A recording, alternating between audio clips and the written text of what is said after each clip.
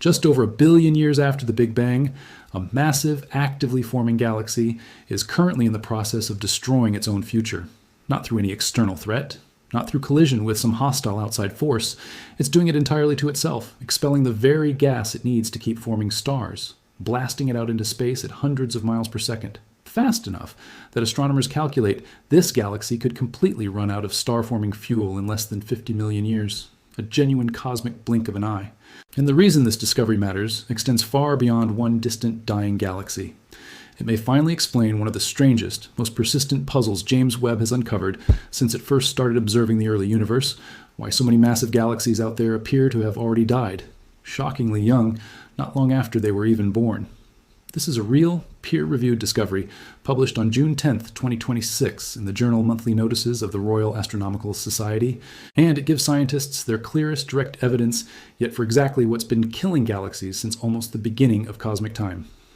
Every figure, quote, and finding in this video traces directly back to that published research and the statements of the scientists who actually conducted it. Not speculation, not exaggeration, just the genuinely unsettling physics of how a galaxy can quietly end its own future without any outside interference at all. Let's start with the actual puzzle this discovery is trying to solve because it's been sitting there unresolved since some of James Webb's very first deep field observations.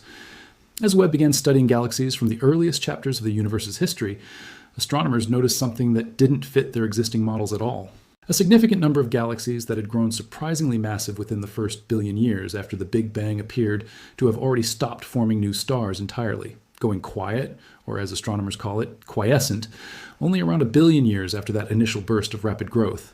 In ordinary galactic terms, that's an almost absurdly short lifespan. These galaxies weren't slowly winding down over many billions of years the way our own Milky Way is expected to someday, gradually consuming its available gas over a span of time measured in tens of billions of years. To put the contrast in perspective, our own sun and solar system are roughly 4.5 billion years old, and the Milky Way is expected to keep forming at least some new stars for billions of years still to come. The galaxies puzzling astronomers in Webb's early observations were completing an entire arc of birth, explosive growth, and apparent death within a fraction of that time, a pace so accelerated it looked, to many researchers, almost like watching a time-lapse film of galactic evolution running at the wrong speed. They were living fast, burning through an enormous amount of star formation in a remarkably short window, and then effectively dying, going dark, far earlier than any existing model of galaxy evolution could adequately explain. The scale of this puzzle is worth sitting with for a moment, because it isn't a handful of unusual outliers scattered here and there. As Webb continued surveying the early universe, researchers kept finding more and more of these prematurely quiescent galaxies, enough that astronomers began treating the pattern as a genuine systemic mystery rather than a collection of isolated curiosities.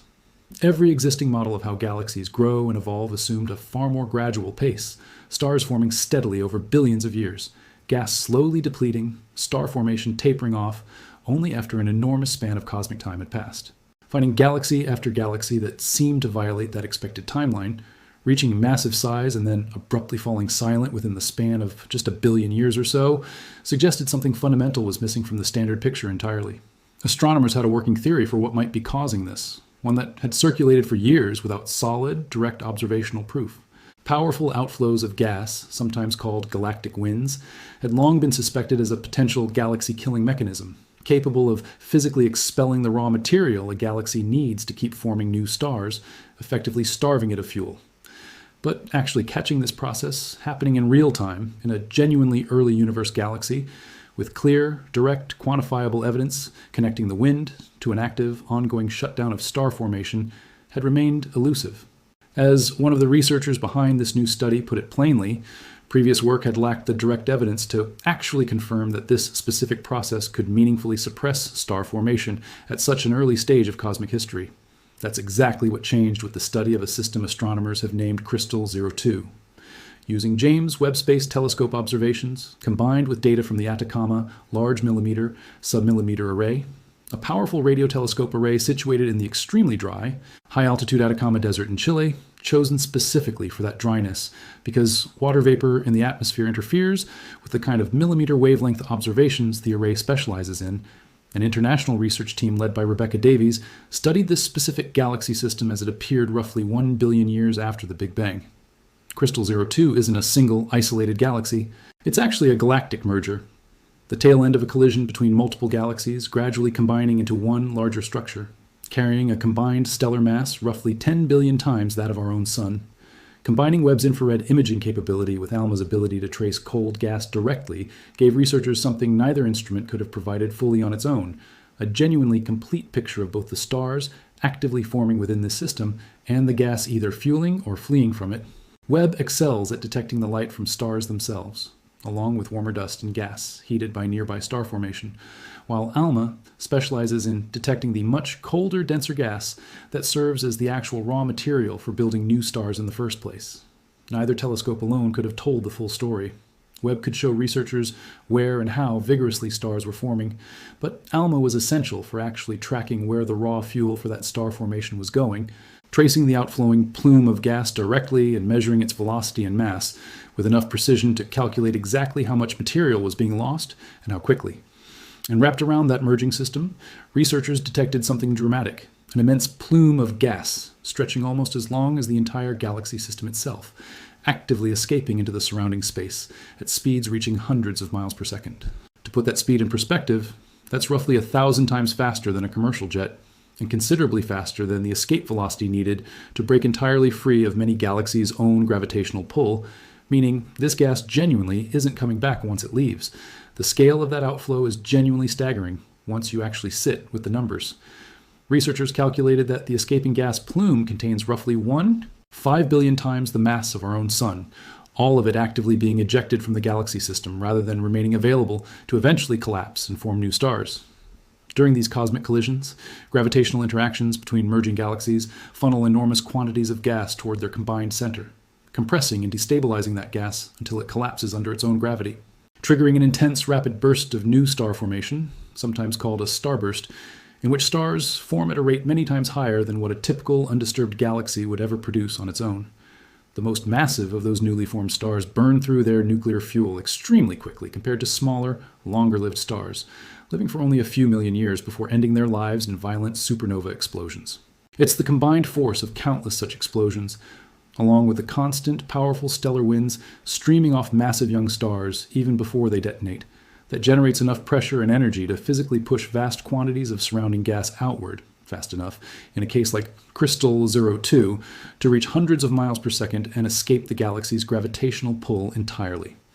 According to the research team's analysis, this immense outflow appears to be driven by exactly that combined force of intense, rapid star formation happening deep within the merging galaxy, along with the subsequent deaths of massive stars exploding as supernovae, together generating enough combined force to physically push vast quantities of gas entirely out of the system.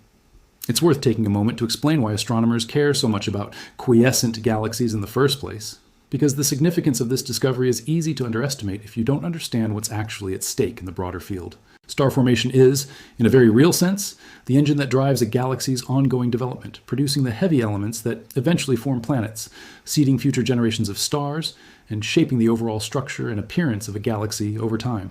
When a galaxy stops forming stars, its evolution effectively grinds to a halt in the most meaningful sense. It stops changing, stops growing,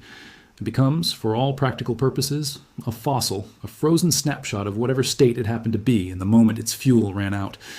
Finding so many of these fossils dating back to just 1 billion or 2 years after the Big Bang forced astronomers to confront an uncomfortable question: whether their entire framework for understanding how galaxies typically grow and mature over cosmic time was fundamentally incomplete,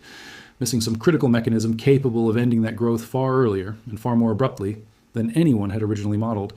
That's precisely why a discovery like Crystal 02 carries weight far beyond the fate of one individual galaxy system.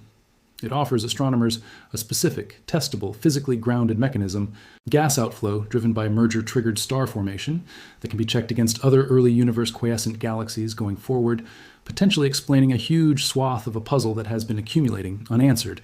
ever since Webb first started returning detailed images of the deep, distant universe back in 2022. The math behind Crystal 02's current trajectory is remarkably stark. The system is currently losing gas to this outflow faster than it can replenish that same gas through ongoing mergers with smaller nearby galactic companions, meaning its available fuel supply for future star formation is steadily, measurably shrinking, a genuine quantifiable deficit that researchers were able to calculate directly from the observed rate of gas loss versus the observed rate of gas replenishment,